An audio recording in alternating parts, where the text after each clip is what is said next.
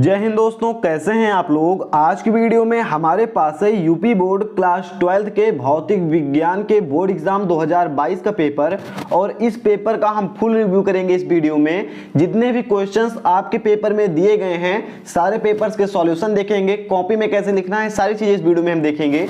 चलिए देखते हैं पहले क्वेश्चन का आंसर। तो पहला क्वेश्चन आपको मिलेगा यहाँ पर। हम पहले क्वेश्चंस देख लेते हैं, उसके बाद देखेंगे कि हमें लिखना कैसे है इसको बोर्ड एग्जाम में। तो पहला क्वेश्चन है, ये बोल रहा है दो बिंदु आवेश K1 परावैद्युतांक वाले माध्यम में रखे हैं, उनके मध्य लगने वाला स्थिर वैद्युतिक बल F है। यदि माध्यम का परावैद्युतांक बदल कर K2 कर दिया जाए तब इनके मध्य स्थिर वैद्युतिक बल होगा। ठीक है, बोल रहा है पहले बड़ा वैद्युतांक K1 है और बल F1 है। तो अगर हम इसके जो परावैद्युतांक है उसको हम K2 कर दें तो इनके मध्य स्थिर वैद्युतिक बल क्या होगा। तो इसका राइट आंसर ये पहला वाला K2 upon K1 into F, ये राइट ऑप्शन होगा। इसके पहली वाली वीडियो में हमने इसमें तीसरा वाला ऑप्शन सही किया था जो कि गलत है।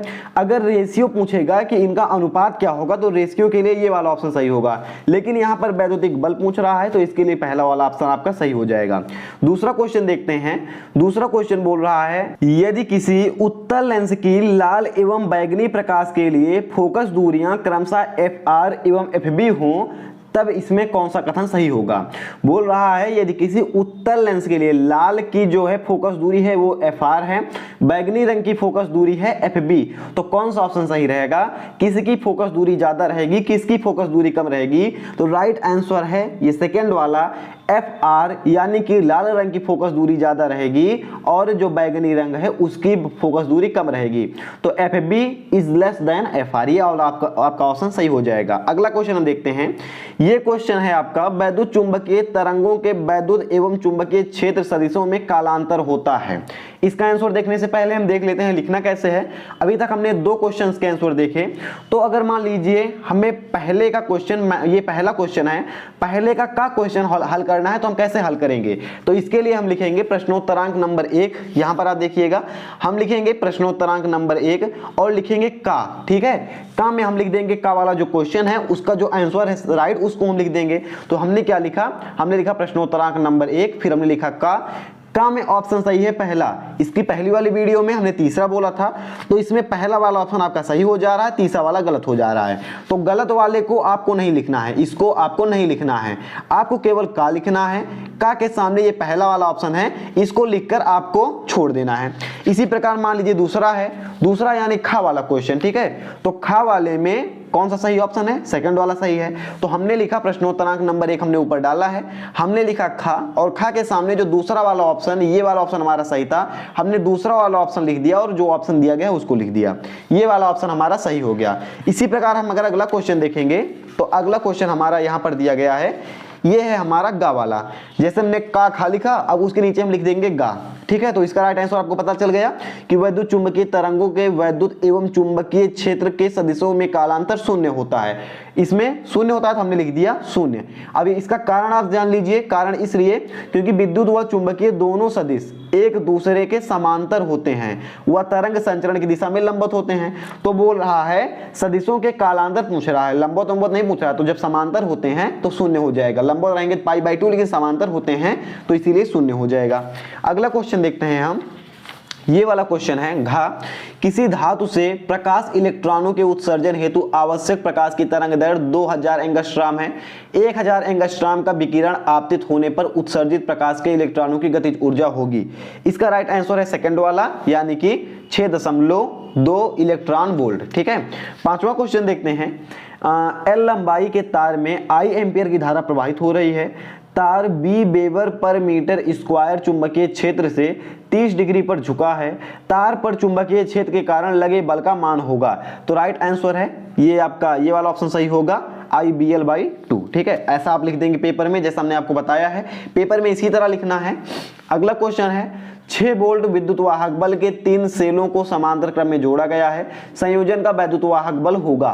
तो और यहां पर दिया गया है कि आंतरिक प्रतिरोध नगण्य है। तो इसका राइट आंसर है 6 वोल्ट। ये वाला ऑप्शन आपका सही हो जाएगा, क्योंकि सेलों को समांतर क्रम में जब इनके सिरों को जोड़ा जाता है तो सेलों के समांतर क्रम में सिरों का विभवांतर समान होता है। तो विभवांतर समान है तो 6 वोल्ट यहां पर दिया गया है, तो 6 वोल्ट समान होगा, तो राइट आंसर आपका 6 हो जाएगा।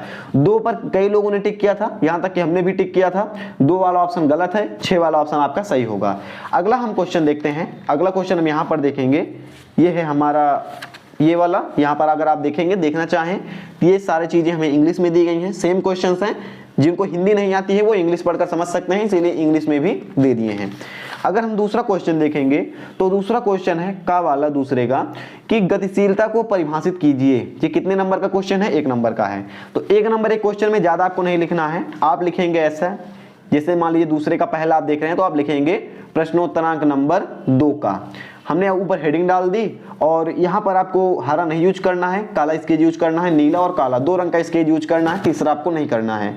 तो इसमें पूछा क्या है कि गतिशीलता को परिभाषित कीजिए, यानी परिभाषा पूछा है तो हम कुछ नहीं करेंगे, सिंपल सा परिभाषा लिख देंगे, सूत्र लिख देंगे, हमारा काम खत्म है, 1 नंबर मिल जाएगा। तो अपवाह वेग और वैद्युत क्षेत्र की तीव्रता के अनुपात को गतिशीलता कहते हैं। इसको म्यू से प्रदर्शित करते हैं, म्यू बराबर अपवाह वेग BD अपॉन वैद्युशीलता वैद्युत क्षेत्र की तीव्रता E। तो म्यू बराबर BD अपॉन E, ये आपने लिख दिया, सिंपल सा 1 नंबर आपका फिक्स हो गया। अगला है क्वेश्चन, प्रकाश के विवर्तन के प्रयोग में केंद्रीय उच्चिष्ट की चौड़ाई पर क्या प्रभाव पड़ेगा यदि प्रयोग जल में रख दिया जाए तो।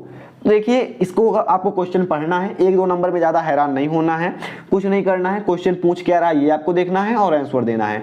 तो पूछ इतना रहा है कि प्रकाश के विवर्तन में अगर हम प्रयोग को जल में रख दें तो उच्चिष्ट की चौड़ाई पर क्या प्रभाव पड़ेगा। तो आपको सिंपल सा इसको लिख देना है इसका आंसर। तो इसका आंसर हमारा क्या हो जाएगा, प्रकाश के विवर्तन के प्रयोग में अगर प्रयोग को जल में रख दिया जाए तो केंद्रीय उच्चिष्ट की चौड़ाई कम हो जाएगी। ठीक है, ऐसा लिख देना है और कुछ नहीं करना है, 1 नंबर मिल जाएंगे। तीसरा क्वेश्चन है हमारा, वैद्युत क्षेत्र रेखाएं परस्पर प्रतिच्छेदन नहीं करती हैं, समझाइए क्यों नहीं करती हैं। तो ये तो आसान ही आंसर है, इसको आपने पढ़ा होगा कि वैद्युत चुंबकीय रेखाएं क्यों नहीं करती हैं,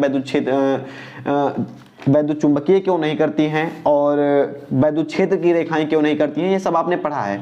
तो वैद्युत क्षेत्र की रेखाएं आपस में प्रतिच्छेद नहीं करती क्योंकि इससे एक ही बिंदु पर 2 वैद्युत क्षेत्र बन जाएंगे, जो कि असंभव है। ऐसा लिख देना है, ये आपको याद हो जाएगा आसानी से, इतने में 1 नंबर मिल जाएगा, डरिएगा मत। 2 से 3 लाइन अगर आप लिख देते हैं सही तो आपको पूरा नंबर मिल जाता है, 1 में से 1 तो मिल ही जाता है। 2 वाले आंसर्स को कैसे लिखना है वो हम देखेंगे, लेकिन पहले 1 वाले आप देख लीजिए, 1 नंबर वाले क्वेश्चन को कैसे लिखना है। इसका घ वाला क्वेश्चन है, यदि प्रत्यावर्ती धारा का वर्ग माध्य मूल मान यानी कि IRMS √2 एम्पियर है तो धारा का शिखर मान क्या हो जाएगा। ठीक है, यहां पर देखेंगे IRMS आपको दिया गया है कितना, √2 दिया गया है। ज्ञात क्या करना है, I0 का मान ज्ञात करना है, यानी शिखर मान ज्ञात करना है। हल लिखेंगे, सूत्र क्या है इसका, IRMS बराबर I0 बाई √2। तो आप क्या करेंगे, यहां पर देखेंगे IRMS का मान क्या है, IRMS का मान √2 है, I0 बटे √2 करेंगे, इसको यहां पर गुणा कर देंगे तो I0 का मान आ जाएगा 2। ठीक है, √2 2 हो जाएगा, 2 एम्पियर आपका राइट आंसर आ गया। हम देखते हैं अंगा वाला क्वेश्चन दूसरे का, यह है समस्थानिक और संभारिक नाभिकों में अंतर समझाइए। बहुत ही आसान है, क्लास 9 से आप पढ़ते आ रहे हैं। पहले हम समस्थानिक देखते हैं, ये क्या बोल रहा है, एक ही तत्व के वे परमाणु जिनके क्रमांक समान होते हैं तथा द्रव्यमान संख्याएं भिन्न भिन्न होती हैं समस्थानिक कहलाते हैं। परमाणु क्रमांक समान होंगे और द्रव्यमान संख्याएं भिन्न होंगी तो उनको हम बोलेंगे समस्थानिक। जैसे 1H1 1H2 और 1H3, ये उदाहरण है।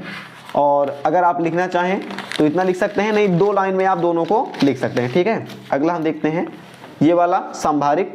समस्थानिक आपने देख लिया, परमाणु क्रमांक समान होंगे और क्या कहते हैं, उन पर भार अलग अलग होंगे। लेकिन संभारिक में क्या होगा, अलग अलग पदार्थों के वे परमाणु जिनके द्रव्यमान समान होते हैं लेकिन परमाणु संख्याएं भिन्न भिन्न होती हैं उन्हें संभारिक कहते हैं। परमाणु क्रमांक समान होंगे, भार अलग होंगे तो समस्थानिक कहलाएंगे, समस्थानिक।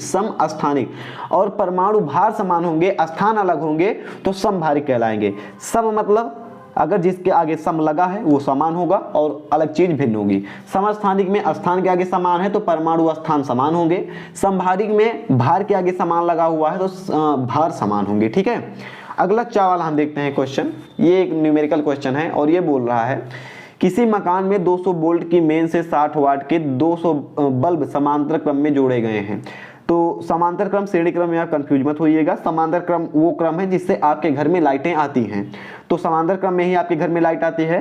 तो बोला जा रहा है किसी मकान में 200 वोल्ट के मेन से 60 वाट के 200 बल्ब जोड़े गए हैं।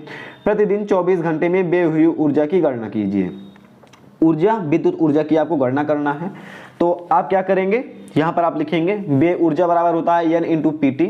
आपको क्या दिया गया है, 200 बल्ब दी गई हैं, पावर 60 वोल्ट है, समय 24 घंटे हैं और 1000 से आप भाग कर देंगे तो व्यय ऊर्जा आपकी आ जाएगी, इतने किलोवाट घंटा ये जाएगी। ठीक है, तो आप 24 घंटे से 24 से गुणा करके निकाल सकते हैं। सॉरी 24 से तो हो गया है ये, तो 24 से करने के बाद इसका इतना किलोवाट ये जाएगा। घंटा अगर आप हटा देते हैं 288 किलोवाट 24 घंटे में जो ऊर्जा है हमारी खत्म होगी। अगला तीसरे का क्वेश्चन देखते हैं। ये सारे क्वेश्चन इंग्लिश में हैं, यहाँ पर देखिएगा। और तीसरा क्वेश्चन अगर हम देखेंगे, तीसरे का पहला, पीएन संधि डायोड के अवक्षय परत तथा विभव प्राचीर पर पश्च अभिनति का क्या प्रभाव पड़ता है। ये क्वेश्चन है, एकदम आसान है।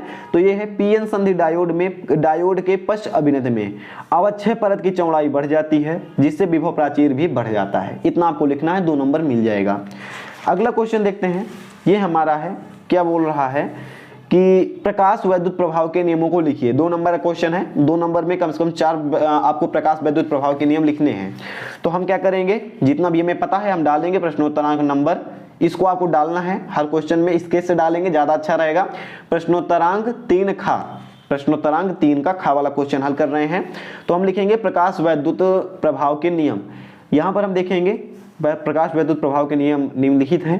प्रकाश वैद्युत उत्सर्जन तभी संभव है जब किसी धातु की प्लेट पर आपतित प्रकाश की किरण की देहली आवृत्ति से कम हो। फिर से, प्रकाश वैद्युत उत्सर्जन तभी संभव है जब किसी धातु की प्लेट पर आपतित प्रकाश की आवृत्ति देहली आवृत्ति से कम ना हो। ठीक है, अगला क्वेश्चन है, सॉरी इसी में अगला पॉइंट है, 4 आपको लिखने हैं। उत्सर्जित इलेक्ट्रॉनों का वेग प्रकाश के आवृत्ति पर निर्भर करता है। तीसरा पॉइंट है, उत्सर्जित इलेक्ट्रॉनों की संख्या आपतित प्रकाश पर निर्भर करती हैं, आपतित प्रकाश की तीव्रता पर निर्भर करती हैं। उत्सर्जित इलेक्ट्रॉनों की संख्या आपतित प्रकाश की तीव्रता पर निर्भर करती हैं। चौथा आपका पॉइंट है इसमें, प्रकाश के आपतित होते ही धातु पृष्ठ से तत्काल इलेक्ट्रॉन उत्सर्जित होने लगते हैं।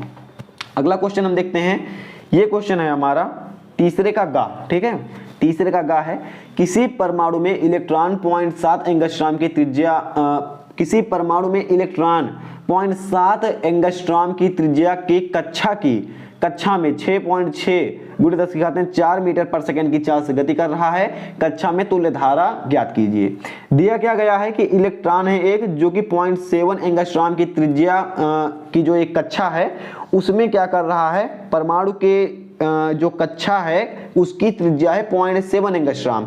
इस कक्षा में इलेक्ट्रॉन 6.6 × 10⁴ मीटर पर सेकंड की चाल से गति कर रहा है।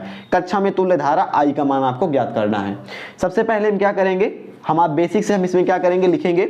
सबसे पहले हम लिखेंगे दिया क्या है। मान लीजिए इसका आंसर आपको नहीं पता है, आपको 1 नंबर लेना है, 2 नंबर का क्वेश्चन है, 1 नंबर आपको हर हाल में चाहिए। तो आप क्या करेंगे, इस क्वेश्चन में जो दिया है उसको लिखेंगे। दिया क्या है, कक्षा की त्रिज्या 0.7 एंगस्ट्रॉम दी गई है, इलेक्ट्रॉन की चाल इतनी दी गई है, ये लिख लिया। अब आप लिखेंगे ज्ञात क्या करना है, कक्षा में तुल्य धारा का मान आपको ज्ञात करना है। 2 चीजें आपने लिख दी। अब तीसरा आप हेडिंग डाल देंगे यहाँ पर हल। ठीक है, यहाँ पर देखेंगे आप ऊपर, तीसरा आप डाल देंगे हल, इसके से डालिएगा। हल डालने के बाद आप कोई भी सूत्र लगाकर इसको हल कर देंगे। फिलहाल आंसर सही है, कोई भी सूत्र लगाकर कर देंगे, आंसर आपका गलत भी आएगा तब भी आपको 1 नंबर मिल जाएगा। तो यहाँ से हमने इस क्वेश्चन को हल कर दिया, हमें धारा का मान प्राप्त हुआ 2.4 × 10⁻⁻5 एम्पियर, इतनी धारा कक्षा में है। तीसरे का घ क्वेश्चन देखते हैं, वैद्युत चुंबकीय तरंगों के किन्हीं 2 गुण का उल्लेख कीजिए। 25 मेगाहर्ट्ज की वैद्युत चुंबकीय तरंग x दिशा में संचारित हो रही है। किसी बिंदु पर वैद्युत क्षेत्र सदिश वेक्टर E बराबर 6.3 J कैप वोल्ट मीटर है। इस बिंदु पर चुंबकीय क्षेत्र सदिश वेक्टर B का मान ज्ञात कीजिए। ऐसा कुछ दिया गया है। तो हम क्या करेंगे, पहले क्वेश्चन में क्या पूछा गया है, पूछा गया है कि वैद्युत चुंबकीय तरंग के 2 गुणों का उल्लेख कीजिए। 2 गुण बताना है वैद्युत चुंबकीय तरंग के। आसान है, तो आप क्या लिखेंगे, वैद्युत चुंबकीय तरंगे के गुण, ऐसा लिखेंगे। फिर ये तरंगे प्रकाश की चाल से चलती हैं, ये पहला गुण हो गया। इन्हें गमन के लिए माध्यम की आवश्यकता नहीं होती है, इन्हें गमन के लिए माध्यम की आवश्यकता, वैद्युत चुंबकीय तरंगों को गमन के लिए माध्यम की आवश्यकता नहीं होगी, दूसरा पॉइंट हो गया। आपने पहला स्टेप पूरा कर लिया। अब दूसरा स्टेप है आंकिक प्रश्न। तो आंकिक प्रश्न में मैंने क्या बोला, सबसे पहले आपको लिखना है दिया क्या है। क्वेश्चन अच्छे से पढ़ेंगे। अगर आप ये लिख देते हैं कि दिया क्या है और ज्ञात क्या करना है, हाँ 10वीं के क्लास 10th का ये सिलेबस आप समझ लीजिए कि 10th में आप जैसे लिखते हैं वैसे आप 12th में लिखेंगे। अगर आपको आ रहा है क्वेश्चन का आंसर, क्वेश्चन का फॉर्मूला आ रहा है, क्वेश्चन के स्टेप्स आ रहे हैं, तो आप इसको मत लिखिए। लेकिन अगर इतना चीज नहीं आ रहा है और नंबर पाना है तो आप दिया क्या है और ज्ञात क्या करना है, ये दो चीजें आपको लिखनी पड़ेंगी, तभी आपको नंबर मिलेंगे। तो हमने क्या किया, क्वेश्चन में से देखकर सब कुछ लिख लिया, दिया क्या है और ज्ञात क्या करना है। अब हम हल करेंगे। हल कैसे करना है इसको हम देखते हैं। यहां से हल करना है आपको। जो दिया था, ज्ञात क्या करना था, आपको b का मान ज्ञात करना था। तो आपको पता है b बराबर होता है e/c, आपको e का मान पता है, c का मान पता है, प्रकाश का वेग है ये, c का मान पता है। आपने हल किया, कितना आ गया 2.1 × 10⁻⁸ टेस्ला, ये आ गया आपका। अब आप क्या करेंगे, यहाँ से आप इसको क्वेश्चन से अगर आपको पता होगा निकालना तो इसकी दिशा निकाल देंगे k कैप की तरफ। तो यहाँ पर देखेंगे अतः b की दिशा k कैप की ओर होगी। परिमाण आपको b बराबर e/c से प्राप्त हो गया। हम देखते हैं चौथा क्वेश्चन। ये सारे क्वेश्चन इंग्लिश के हैं, देखना चाहें देख लीजिए। और ये देखेंगे चौथे का पहला क्वेश्चन, किसी अवतल गोलीय पृष्ठ से अपवर्तन का सूत्र निगमित कीजिए। ठीक है, अपवर्तन का सूत्र निगमन करना है। ये आपका सूत्र है n2/b - n1/u, या फिर इसको आपको देखेंगे यहाँ पर नीचे एक है, लेकिन पहले ऊपर वाला देखते हैं। n2/b - n1/u = n2 - n1/r। इसको आप इस रूप में निगमित कर सकते हैं अगर चाहें तो। पहला रूप है इसका। दूसरा रूप है n/b - 1/u = n - 1/r। इसको आप निगमन कर सकते हैं। निगमन आप खुद कर लीजिएगा, इतना आप समझदार हैं। किताब में आप निगमन देख कर लीजिएगा या आपके टीचर ने करवाया होगा। अगर नहीं करवाया तो आप गाइड से देख लीजिएगा। ठीक है, अगला हम देखते हैं खा वाला क्वेश्चन, किसी चालक की वैद्युत धारिता से क्या अभिप्राय है। नीचे दिए गए ए व बी के मध्य तुल्य चित्रों की धारिता 2 माइक्रोफैरड है, यानी इसकी जो पूरी धारिता है पूरे चित्र की, ये 2 माइक्रोफैरड है। इसमें आपको संधारित्र सी की धारिता का मान बताना है, ज्ञात करना है। इसको आपको मान बताना है, ये सारी चीजें दी गई हैं। तो इस तरह के क्वेश्चन में सबसे पहले क्या बोला है, धारिता की परिभाषा दीजिए। तो आपको धारिता की परिभाषा देनी है। ठीक है, पहले यहाँ पर आप पढ़ लीजिए धारिता की परिभाषा, उसके बाद हम चित्र देखते हैं। ठीक है, पहले आपको परिभाषा देनी है, हमने लेट में दिया है। तो किसी संधारित्र की धारिता C, उसे दिए गए आवेश Q तथा उसके प्लेटों के मध्य उत्पन्न विभवांतर B के अनुपात के बराबर होता है। C बराबर Q/B होता है, फैरड में या माइक्रोफैरड में, आप जो भी लिखना चाहें। हम क्या करेंगे, चित्र बनाएंगे इसके नीचे। इसके आपको नीचे बनाना है चित्र। चित्र में एक चीज आप विशेष ध्यान दीजिएगा कि जैसे आपने 4 माइक्रोफैरड लिखा तो आप इसको कोई नाम दीजिएगा। जैसे ये C1 है, इसको हमने C4 नाम दे दिया। C1, C2, C3, C4 हमने नाम दे दिया। इससे जब हम इसे सॉल्व करेंगे तो हमें आसानी होगी इसको सॉल्व करने में। जैसे कि अभी हमको बताना है कि यहाँ पर देखेंगे ये आंकिक प्रश्न है, हमने हेडिंग डाला, सब कुछ लिखने के बाद हेडिंग डाला आंकिक प्रश्न। अब इसमें पहले हम क्या लिखेंगे, दिया क्या है और ज्ञात क्या करना है। दो चीजें हमने लिख दी। अब हम देखेंगे कि C3 और C4 समांतर क्रम में है, इस तरह हमने बता दिया। इस तरह अगर हम देखते कि मान चलिए हमने बताया इसको कि 2 और 2 ये समांतर क्रम में है, तो हम क्या कैसे बताते हैं, ये भी 2 माइक्रोफैरड है। तो इसके लिए अगर हम C3, C4, C1, C2 इस तरह से नाम दे देंगे तो आसानी रहेगा। हमने बोल दिया C3, C4 समांतर क्रम में है, इसको हमने जोड़ दिया। फिर क्या मिल गया, हमें C5 मिल गया। अब C5 और C1 समान श्रेणी क्रम में हो गए। यहाँ से देखेंगे ये हो गया हमारा कितना, यहाँ पर बन गया C5 और C1 ये दोनों श्रेणी क्रम में हो गए ना। ऐसे ही तो आया ये, ऐसे आया ये, तो यहाँ पर ये दोनों श्रेणी क्रम में हो गए। इन दोनों को जोड़ा तो ये क्या हो गया, अगर आप देखेंगे तो ये हो गया दूसरा समांतर क्रम में होगा C6 C2, क्योंकि यहाँ से आप देखेंगे तो इसके जो संधारित्र की धारिता है इसके 2 भाग हो जाए थे, समांतर क्रम में हो गए। जब ये समांतर क्रम में हो गए तो C और ये जो है दोनों ये श्रेणी क्रम में हो गए और हमने सॉल्व कर दिया। और सॉल्व करेंगे, इसको आप फिलहाल देख लीजिए, नहीं आप कंफ्यूज हो जाएंगे। यहाँ से हमने लिखा है समांतर श्रेणी को, स्क्रीनशॉट करते जाइएगा अगर आप करना चाहें तो। फिलहाल डिस्क्रिप्शन में लिंक तो नहीं मिलेगी PDF की, लेकिन जहाँ पर मिलेगी वीडियो में आगे हम आपको बता देंगे कि यहीं से आप डाउनलोड कर लीजिए। आगे हम देखेंगे तो यहाँ पर आ जाएगा सब कुछ सॉल्व करने के बाद C बराबर 4 माइक्रोफैरड। पूरा क्वेश्चन का आंसर देख लीजिए आप। यहां से हम देखते हैं चौथे का गा क्वेश्चन, ये का था ये खा था, गा वाला क्वेश्चन हम देखेंगे। तो ये है हमारा, एक लंबी परिनालिका के स्वप्रेरकत्व का सूत्र स्थापित कीजिए। प्रकाश उत्सर्जक डायोड क्या होते हैं, इसका प्रतीक चिन्ह बनाइए। इसकी कार्यविधि का संक्षिप्त विवरण दीजिए। इतना है। उसके बाद हम देखेंगे ये क्या है, इसका आंसर हमें बताना है। कौन सा, गा वाला बताना है। गा वाला हम भूल गए, थोड़ा पढ़ने में ज़्यादा बिजी हो गए। तो गा वाला आंसर आपका इस तरह हो जाएगा। इसको आप पढ़ सकते हैं। फिलहाल ये आपने पढ़ा होगा तो ज़्यादा इस पर हम फोकस नहीं करते हैं। स्क्रीनशॉट करना चाहें कर सकते हैं, और इसको फिलहाल पढ़ा है आपने, इतना मुझे भरोसा है कि इतना तो आप पढ़कर ही आए होंगे। अगला क्वेश्चन हम देखते हैं, ये वाला थोड़ा इंपॉर्टेंट है। चौथे का घ। चौथे का घ क्या बोल रहा है कि प्रकाश उत्सर्जक डायोड क्या होते हैं, इसका प्रतीक चिन्ह बनाइए, इसकी कार्यविधि का वर्णन कीजिए। प्रकाश उत्सर्जक डायोड को हम बोलते हैं एलईडी, जो टीवी होती है ना एलईडी वाली, उसी को बोलते हैं एलईडी। तो यहाँ पर देखेंगे प्रकाश उत्सर्जक डायोड एक अर्धचालक युक्ति है जो अभिनत बैटरी से प्राप्त वैद्युत ऊर्जा को विकिरण ऊर्जा में बदलती है। ठीक है, क्या होती है, एलईडी क्या करती है, वैद्युत ऊर्जा को विकिरण ऊर्जा में बदलती है। प्रतीक चिन्ह ऐसा है, ये तीर है जो लगाई है, इसको आप भी लगा देना, तीर लगी होती है। उसके बाद कार्यविधि क्या है, एलईडी की कार्यविधि, जब एलईडी को अग्र अभिनत में किया जाता है तो इलेक्ट्रॉन तथा कोटर संधि की ओर गति करते हैं तथा संधि क्षेत्र में परस्पर संयोजित हो जाते हैं, जिससे मुक्त हुई ऊर्जा वैद्युत चुंबकीय तरंगों के रूप में संधि पर उत्पन्न हो जाती है। जिन फोटॉन की ऊर्जा एलईडी के वर्जित अंतराल से अधिक होती है वह संधि के बाहर प्रकाश के रूप में आ जाते हैं। यानी कि जिन फोटॉन्स की ऊर्जा एलईडी के वर्जित अंतराल से अधिक होती है वह संधि के बाहर प्रकाश के रूप में आ जाते हैं।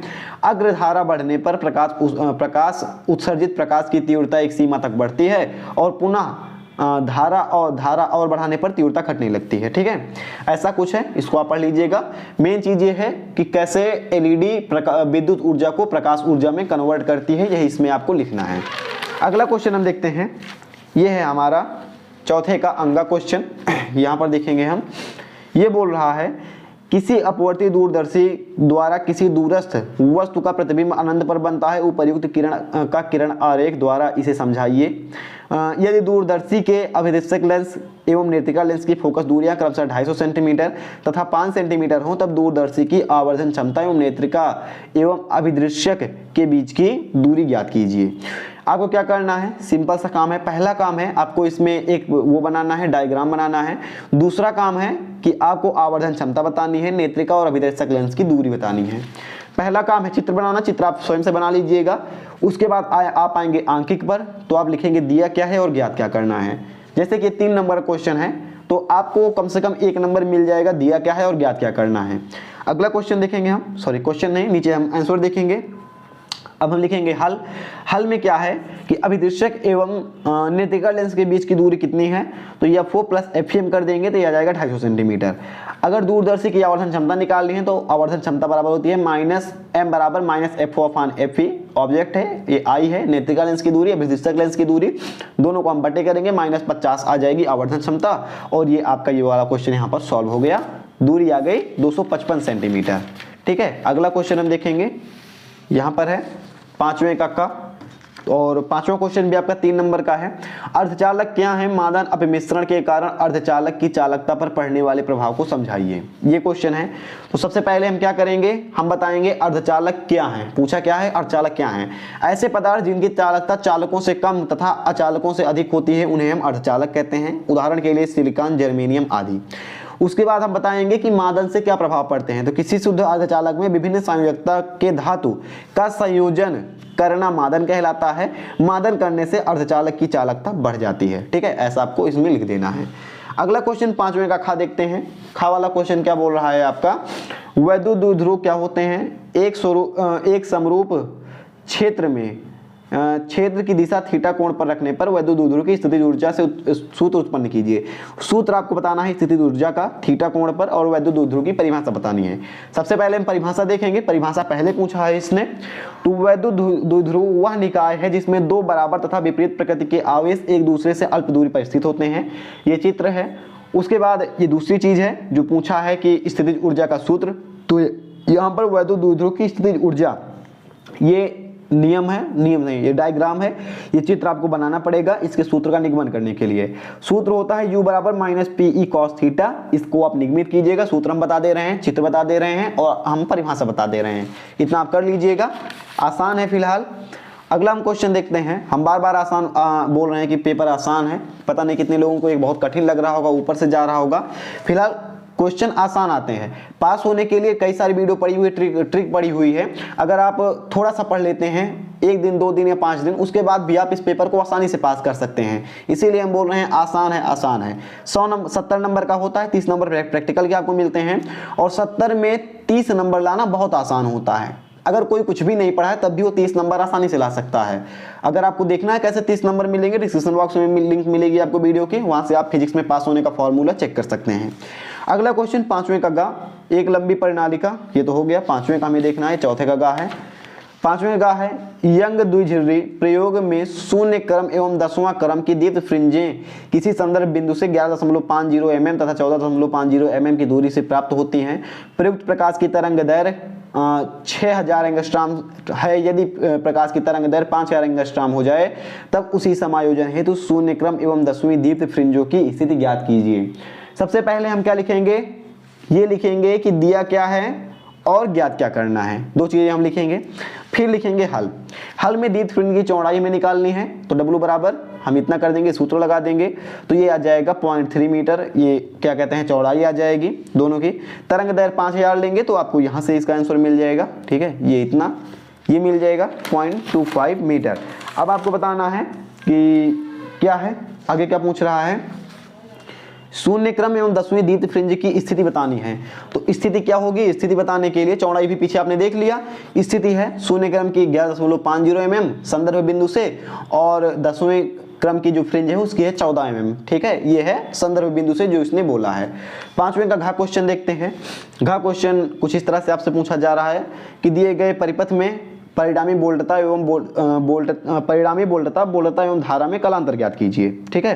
परिणामी वोल्टता आपको बोला है कि आप वोल्टेज बताइए कितना वोल्टेज है, और दूसरा बोला है वोल्टेज और धारा में कलांतर ज्ञात कीजिए, फाई ज्ञात कीजिए। चित्र आप बना लीजिएगा कॉपी में इसको सॉल्व करते समय, तो इससे नंबर मिलने के चांसेस बढ़ जाएंगे। पहले लिखेंगे दिया क्या है, ज्ञात क्या करना है, फिर हम लिखेंगे हल। इन दोनों चीजों को आप अपनी तरफ से लिख लीजिएगा। उसके बाद देखेंगे हम परिणामी विभव, ये बोला है ना परिणामी वोल्टता, तो परिणामी विभवांतर हम ज्ञात करेंगे वोल्टेज, तो ये सूत्र है इसका, यहाँ से आ जाएगा परिणामी विभवांतर 9/2 वोल्ट। कलांतर tan फाई बराबर ये सूत्र है BL माइनस BC/BR, इसको आप लगाएंगे तो 1, और tan थीटा 1 का मान होता है 45 डिग्री, तो फाई बराबर 45 डिग्री आ गया।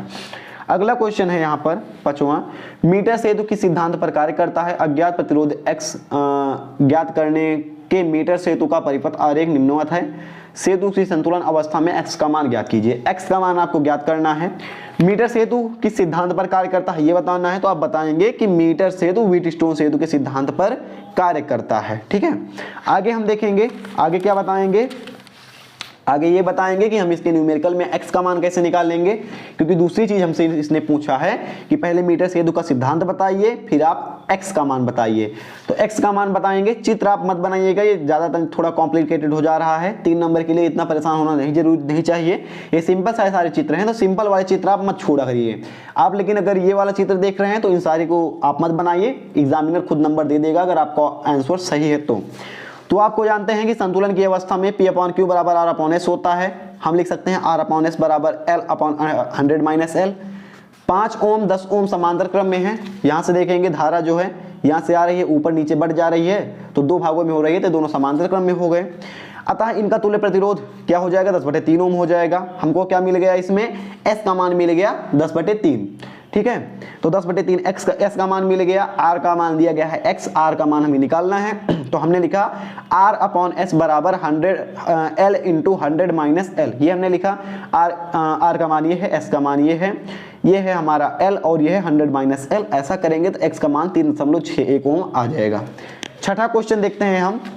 छठे में हम पहला क्वेश्चन देखेंगे। ये क्वेश्चन है हाइड्रोजन परमाणु के Nवीं कक्षा में इलेक्ट्रॉन की ऊर्जा, इतना आपको दिया गया है। फिर हाइड्रोजन परमाणु हेतु ऊर्जा स्तर आरेख बनाकर बामर एवं लाइमन श्रेणी के वर्ण रेखाओं के लिए संक्रमण दर्शाइए। दोनों श्रेणी के प्रथम वर्ण रेखाओं की ऊर्जा इलेक्ट्रॉन वोल्ट में दर्शाइए। हाइड्रोजन की आयनन ऊर्जा भी प्राप्त कीजिए। ये क्वेश्चन है। यहाँ पर देखेंगे लाइमर श्रेणी है, ये बामर श्रेणी है, ये चित्र है इसका, और इसके सारे आंसर दिए गए हैं। इनको आप हल कर लीजिएगा। आगे हम देखते हैं, ये कुछ आंसर के ये पार्ट हैं उसके। 7वें का क्वेश्चन देखते हैं। ये क्वेश्चन हमसे बोल रहा है, इसमें एक ही क्वेश्चन सॉल्व करना है, 2 क्वेश्चन दिए जाएंगे आपको। पहला क्वेश्चन है पीएन संधि डायोड, ये बहुत ही लंबा क्वेश्चन है, इसी को हम सॉल्व करेंगे। चित्र आपको दिया गया है, अगर आपको मान चलिए ये वाला क्वेश्चन नहीं आ रहा है तो आप कॉपी में इस चित्र को बना लेंगे और दिया है ज्ञात करना है इतना लिख देंगे, तो ये कितने का है 5 का है, 5 में से 2 नंबर आपको मिल जाएंगे। तो सबसे पहले हम क्या करेंगे, संधि डायोड क्या है इसकी परिभाषा लिखेंगे, फिर पीएन संधि के अग्र अभिनत और पश्च अभिनत हेतु वांछित परिपथ बनाएंगे। 2 काम पहले हम करते हैं, पहले संधि डायोड की परिभाषा लिखते हैं। जब पी तथा एन प्रकार के अर्धचालक को विशेष विधि द्वारा एक दूसरे के संपर्क में लाते हैं तो पीएन संधि का निर्माण होता है, इसे हम पीएन संधि डायोड कहते हैं। अब दूसरा, अग्र अभिनति और पश्च अभिनति का वांछिक डायग्राम बनाना है हमें, वांछिक चित्र, तो वांछित चित्र ये दोनों हो जाएगा अग्र अभिनत और पश्च अभिनत के लिए। तीसरा काम बोल रहा है अभिलाक्षणिक वक्र बनाना है, दोनों स्थितियों में हमने क्या बना दिया, ये है अभिलाक्षणिक वक्र, और यहाँ पर आप देखेंगे ये हो गया अग्र अभिनत, ये हो गया पश्च अभिनत, ठीक है। अब क्या करना है, चौथा काम बाकी रह गया है, हमें A1 और A2 का पाठ्यांक ज्ञात करना है, A1 का पाठ्यांक, A2 का पाठ्यांक। तो A1 A2 का पाठ्यांक हम इधर से ज्ञात कर लेंगे और ये हो जाएगा हमें, ये हो जाएगा यहाँ पर समाप्त। A1 का पाठ्यांक 0 होगा, 0 क्यों होगा, क्योंकि 10 ओम के प्रतिरोध से कोई भी धारा प्रवाहित नहीं हो रही है, ठीक है, सॉरी 10 ओम के प्रतिरोध से ही धारा प्रवाहित हो रही है, यहाँ पर कितना है 5 ओम है, तो 5 ओम से कोई भी धारा प्रवाहित नहीं हो रही है, तो इसीलिए A1 का पाठ्यांक 0 हो जाएगा। 10 ओम से धारा प्रवाहित हो रही है तो इसका पाठ्यांक आ जाएगा 0.2 एम्पियर। 8वां क्वेश्चन है, 8वें क्वेश्चन में देखिए हम अथवा वाला क्वेश्चन हल कर रहे हैं, तो सबसे पहले हम डालेंगे प्रश्नोत्तरांक नंबर 8, ठीक है। यहाँ पर देखेंगे हमने ये वाला क्वेश्चन नहीं हल किया, इसको हल किया, तो अथवा है बीच में, तो हम डालेंगे प्रश्नोत्तरांक नंबर 8 और फिर लिखेंगे अथवा। फिर हम इस क्वेश्चन को सॉल्व कर लेंगे। हाइगेंस की द्वितीयक तरंगिकाओं का सिद्धांत आसान है, जब कोई तरंग किसी माध्यम में संचरित होती है तो चारों ओर तो तरंग के चारों तरफ स्थित माध्यम में कंपन होने लगते हैं। कंपन करते हुए माध्यम या ईथर के कण जो समान कला में होते हैं वे काल्पनिक पृष्ठ पर स्थित होते हैं, उन्हें तरंगाग्र कहते हैं। दूसरा सिद्धांत है हाइगेंस का, तरंगाग्र पर स्थित प्रत्येक कण एक नए तरंगाग्र की भांति व्यवहार करता है, जिससे सभी दिशाओं में नई गोलीय तरंगें निकलती हैं। इनका तीसरा सिद्धांत है, तीनों सिद्धांत आपको बताने हैं। तीसरा सिद्धांत है किसी क्षण सभी द्वितीयक तरंगिकाओं का आवरण अर्थात उन्हें स्पर्श करते हुए खींचा गया पृष्ठ उस क्षण तरंगाग्र की नई स्थिति को प्रदर्शित करता है, ठीक है। अगला है अपवर्तन के नियम, इसी में है, आपको क्या बताना है, यहाँ से देखेंगे इसके आधार पर अपवर्तन के नियम बताना है।